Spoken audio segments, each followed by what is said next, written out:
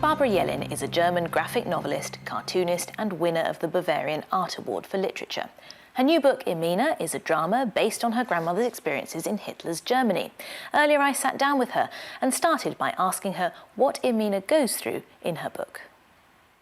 Irmina takes a long journey, so it starts in the mid of the 1930s, and Irmina is a young 19-year-old ambitious German girl who goes to England, to London actually, and what she wants is to get to stand on her own feet, to make a profession, to get independent, let's say.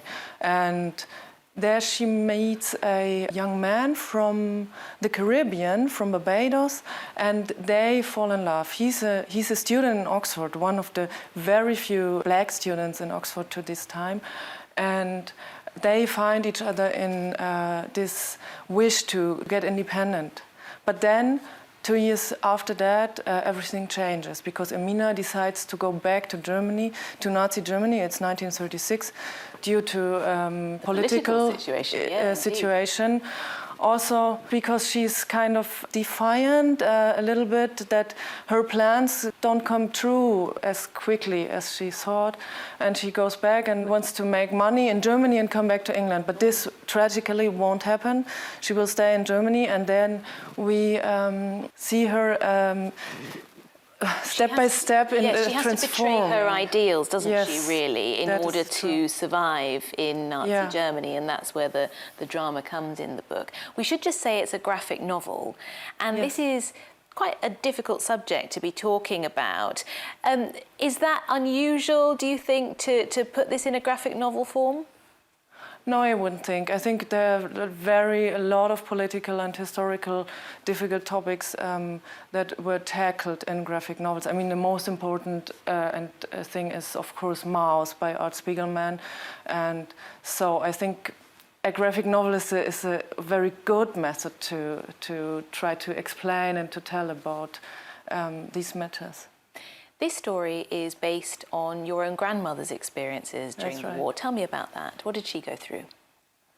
Well, this is actually, I found letters and diaries from her things from my late grandmother. She died already 20 years ago.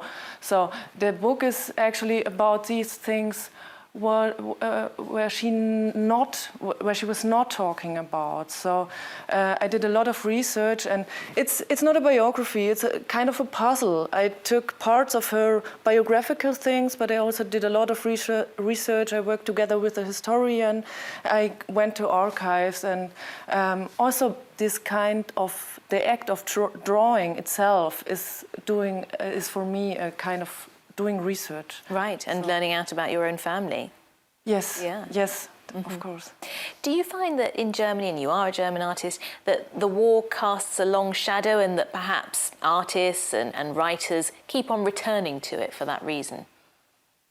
Yes, of course. I mean, this is a history we have to reflect and to tackle on in Germany. It's the most important thing we have to learn from history. And I mean, this was also one of my questions was, why did she change so much? And the other one was, what did people like her know about the persecution of the Jews and so on? And I wanted to find out about that. Because presumably quite a common story in Germany that people found that they had to change the way they were acting to protect themselves, even if they thought it wasn't necessarily right what they were doing. Yes, you're totally right. It is a mixture always of, the limitations from outside, also for a woman in her time, but also several decisions which she could have maybe took elsewise. So this is the sad thing in the story, I think. Now, this is the first of your graphic novels that's being translated into English. Yes. How exciting is that for you? Very, very much. I'm really happy about that, especially because the first part of the story is taking place in London, so it's really nice to have it here. And we've seen a real explosion, haven't we, in the popularity of graphic novels recently, more and more people reading them. Why do you think that is?